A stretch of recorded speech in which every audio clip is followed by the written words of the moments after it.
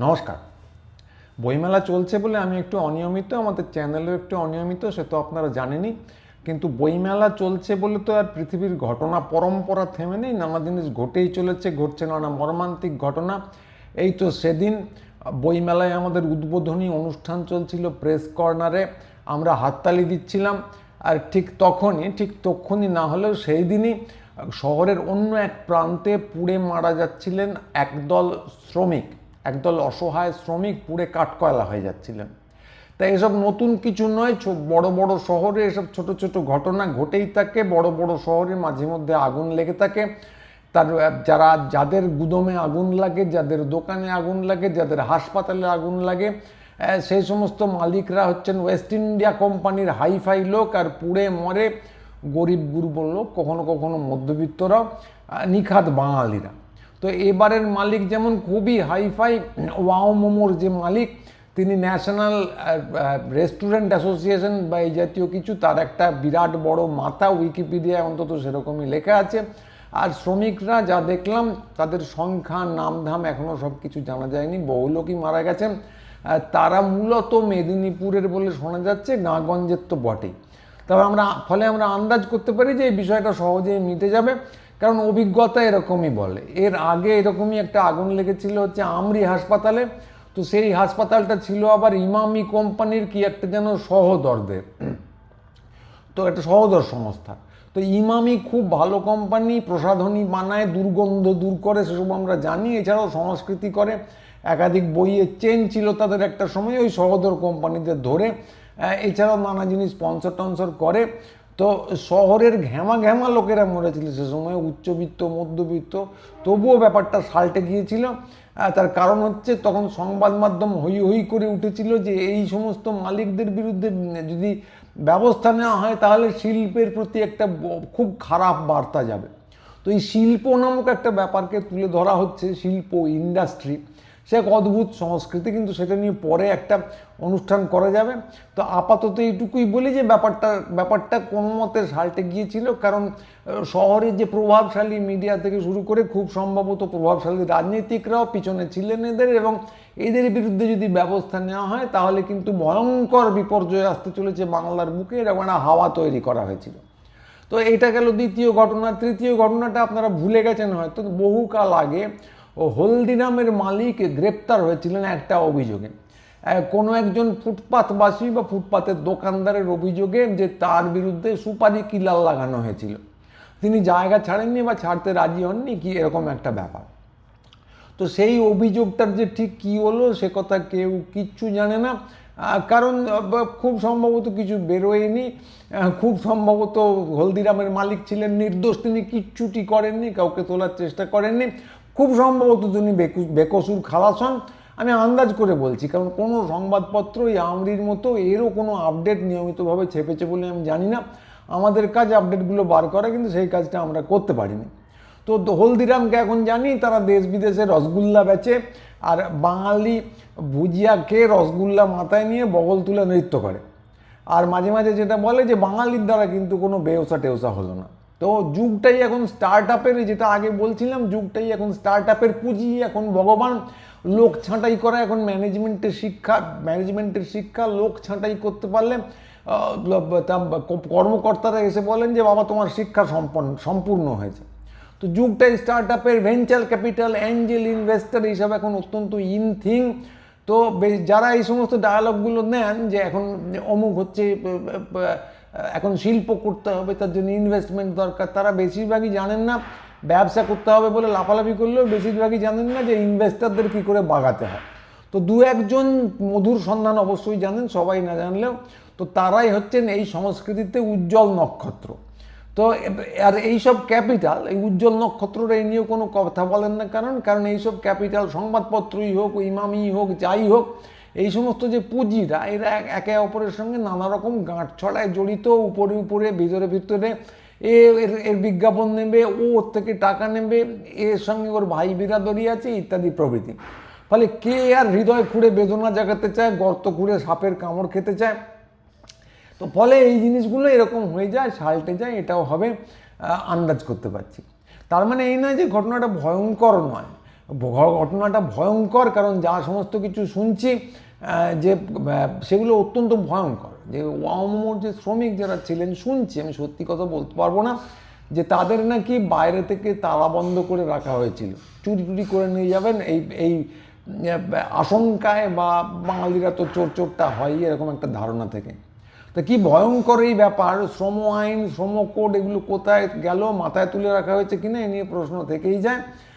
কিন্তু এটা সত্যি কিনা বলতে পারবো না যে বাইরে থেকে তালা মারে রাখা হয়েছিল, এটা অভিযোগ। কিন্তু যেটা নিশ্চিত করে বলতে পারি, ওই যে লতায় পাতায় ক্যাপিটাল জড়িয়ে আছে বলছিলাম না, তো প্রথম যেদিন আনন্দবাজার পত্রিকায় খবরটা ছাপা হয়, তার প্রথম পাতা থেকে শেষ পাতা পর্যন্ত আমি পড়ে দেখেছি কোম্পানিটার নাম, অর্থাৎ ওয়াও মোমো যে কোম্পানিটার নাম, সেটা কোথাও নেই, তার নামগন্ধ কোথাও নেই। তো অনেক কিছু আছে সেখানে, যে দমকল মন্ত্রীর নাম দাম করে লেখা আছে যে মাত্র 12 কিলোমিটার পেরোতে সুজিত সময় নিলেন 32 ঘন্টা। প্রশাসনের ভূমিকা নিয়ে প্রশ্ন আছে, তো সেইগুলি নিয়ে আমার কোনো প্রশ্ন নেই।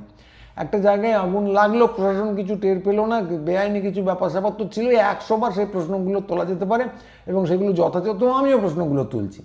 কিন্তু তার সঙ্গে যেটা দেখতে হবে, উল্লেখযোগ্য অনুল্লেখ কোনটা। আপনি যা যা বললেন তো সেগুলো তো বললেন নাটা কি সেটা এখানে দেখতে হবে। উল্লেখযোগ্য অনুল্লেখ যেটা, সেটা হচ্ছে ওই মোমো কোম্পানির নাম। প্রথম থেকে শেষ পর্যন্ত ওয়াও মোমো কোম্পানির নাম কোথাও নেই। তো দেখে শুনে মনে হলো যে হতে পারে ওই মোমো কোম্পানি হচ্ছে না এদের ভাসুর ঠাকুর, হতে পারে 32 ঘন্টা ধরে, দমকল মন্ত্রী যেমন 32 ঘন্টায় পৌঁছতে পারেননি, তেমনি এরা 32 ঘন্টা ধরে সার্চ করেও কিন্তু কোম্পানিটার নাম খুঁজে পাননি, গুগল সার্চ করেও খুঁজে পাননি। তো সবই সম্ভব, কিন্তু সব মিলিয়ে পড়ে যে ইমপ্রেশনটা আসছে যে দুষ্টু প্রশাসন একটি নির্দোষ মোমোর কারখানায় গিয়ে চুপি চুপি আগুন লাগিয়ে দিয়েছে, আর কিচ্ছু হয়নি। তো এই যে চিত্রকল্প, এই যে একটা পুরো কর্পোরেট সংস্থাকে হিসেব থেকে বাদে দিয়ে শুধু প্রশাসনকে লক্ষ্যবস্তু করা, এর সঙ্গে আরও জলাভূমি বুঝিয়ে দেওয়া হচ্ছে বেআইনিতে, সব কটাই খুব ভ্যালিড ব্যাপার। কিন্তু পুরো চিত্র থেকে যে কর্পোরেট সংস্থাটাকে বাদ দিয়ে দেওয়া হলো, এটা যে নিখুঁত হিসেব নিকেশ করে তৈরি, এ নিয়ে কোনো কিন্তু সন্দেহের অবকাশ নেই। কারণ খবরের কাগজে ওরকম আন্তাবড়ি প্রথম পাতা কিছু ছাপা হয় না। শুধু খবরের কাগজই বা বলছি কেন, গোটা প্রথম দিন অন্তত কোম্পানির নাম কোথাও নেওয়া হয়নি। কোনো চ্যানেলে, বড় চ্যানেল যেগুলো, ছোট চ্যানেলে নেওয়া হয়েছে, বাংলা পক্ষ তো খুব হইচই করেছে, আমি দেখেছি, তো চ্যানেলে নেওয়া হয়নি এবং সংবাদপত্রে নেওয়া হয়নি। তো এই যে সংবাদপত্রের কথা বললাম, আনন্দবাজার পত্রিকা, তো এরা তো আরজি করকাণ্ডে এর আগে লাশের সঙ্গে সঙ্গম এবং সেই সঙ্গম থেকে পর্ণচক্র, এই অবধি খবর প্রথম পাতায় ছেপেছিলেন এবং সেটার পরও তারা নিজেদের সাংবাদিক এবং সংবাদপত্র হিসেবে পরিচয় দিতেন। তো এই যে মোমো কোম্পানির নাম নিলেন না, অনেকে আবার লাফিয়ে ঝাঁপিয়ে এসে বলছেন, আমি সোশ্যাল মিডিয়ায় কথাটা লিখেছিলাম, লেখার পর অনেকে লাফিয়ে ঝাঁপিয়ে এসে বলছেন এটা আইনগত ইস্যু আছে, ঘন্টার মাথায় ইস্যু আছে। একটা কোম্পানির যদি গুদম ঘর পুড়ে যায়, অমুক কোম্পানির গুদম ঘর পুড়েছে, কোম্পানির নাম নিতে আইনগত কোনো বাধা পৃথিবীর কোথাও নেই। এগুলো কর্পোরেট বোঝাপড়া, আইনগত বাধা কিছু নেই। তো সেই কথায় আমি পরে আরেকবার আসছি।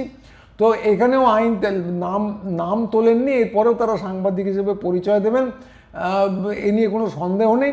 কারণ আঙুলটা তুলবে কোন ব্যাটা, আমার মতো দু একজন বলবে, বাকি সবাই তো মাস্তুতো ভাই।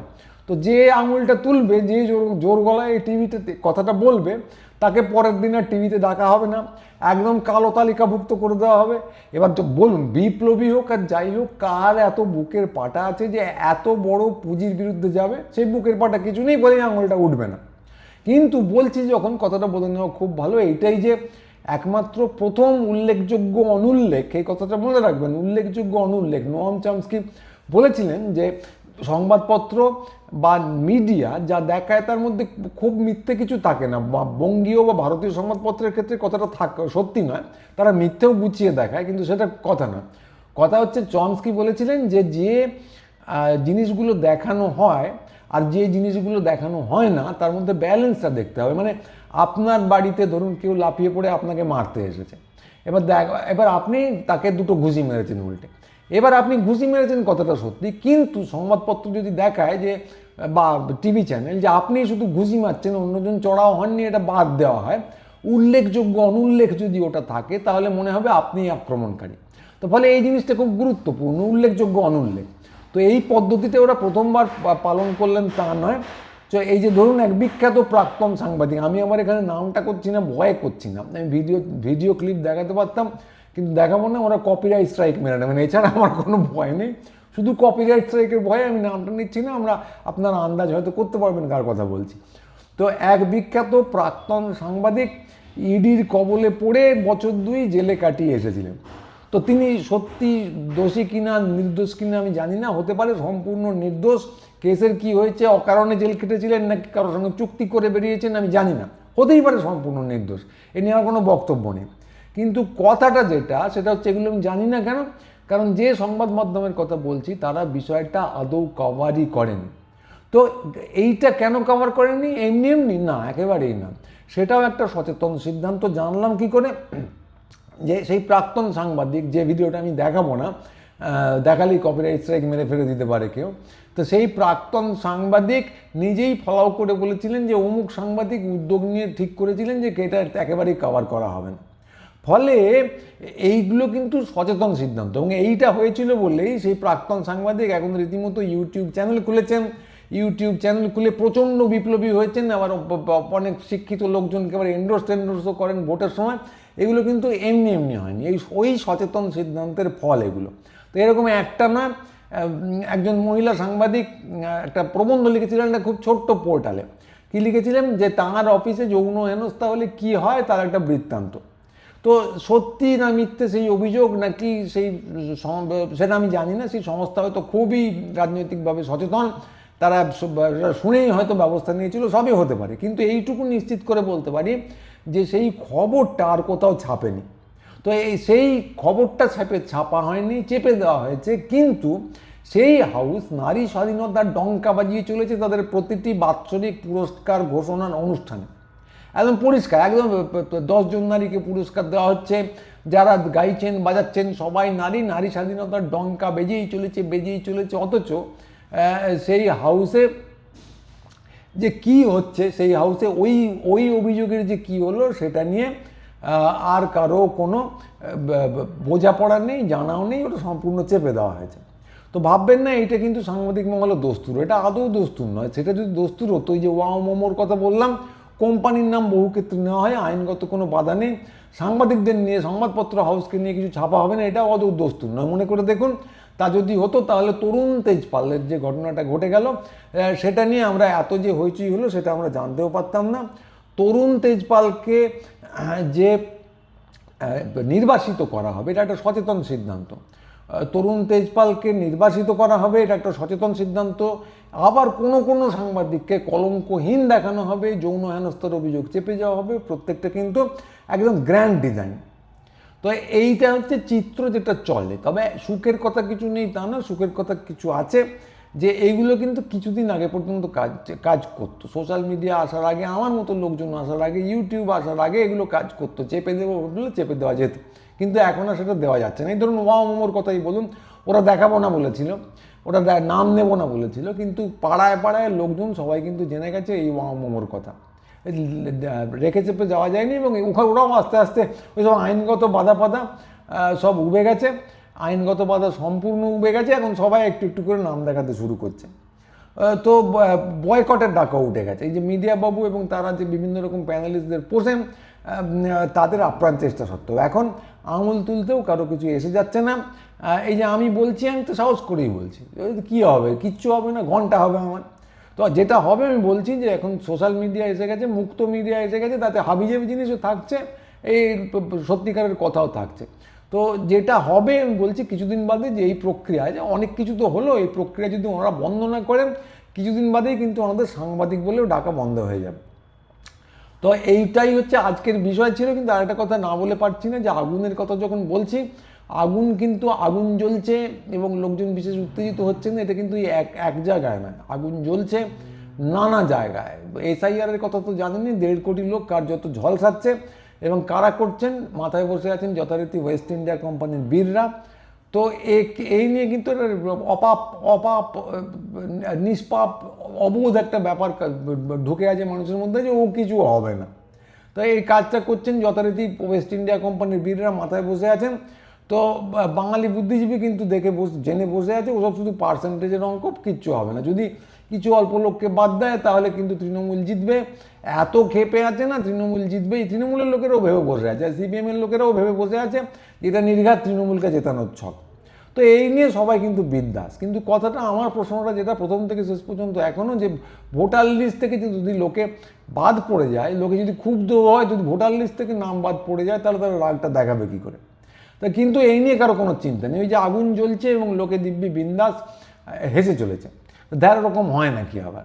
তো আমরা যেরকম হাততালি দিচ্ছিলাম আমাদের উদ্বোধন অনুষ্ঠানের সময়, লোকজন পুড়ে মারা যাচ্ছিল একদিকে, আমরা হাততালি দিচ্ছিলাম, আমি নিজেও দিয়েছি, তো অবিকল সেই রকম ব্যাপার। তো এই নিয়ে একটা মজার ব্যাপার মনে পড়ে গেল, আমার ব্যক্তিগতভাবে একটা বই উদ্বোধন হয়েছে সেদিন, একটা রাজনৈতিকই বই, তার নাম হচ্ছে উনিজি কথামৃত। তো সেই দিন বইটা উদ্বোধন করছিলেন অমর মিত্র। অমরদা উদ্বোধন করতে গিয়ে বললেন যে বইটা পড়তে গিয়ে ভালো ভালো কথাই বললেন, সেগুলো আমি এন্ডোর্স করার জন্য বলছি না, তো একটা গল্প বলার জন্য বলছি। বইটা ভালো না মন্দ আপনারা নেড়ে চেড়ে দেখবেন। তো করতে গিয়ে বললেন যে পড়তে পড়তে গৌর কিশোর ঘোষের কথা মনে পড়ে যাচ্ছে, এই অবধি ঠিক আছে প্রশংসা। তারপর প্রশংসা করে উনি বললেন যে গৌর কিশোর ঘোষ এরকম লেখালেখি জেলে গিয়েছিলেন। তো এইটা শুনে আমরা সবাই হাসলাম, আমিও হাসলাম এবং সবাই হাততালি দিলাম। তো কথাটা হচ্ছে যে আমরা বিশ্বাস করে উঠতে পারিনি এখনও যে এইরকম কাণ্ড ঘটতে পারে। ঘটেছিল একবার থেকে, কিন্তু ঘটবে আবার কি, নতুন করে কিছু ঘটবে?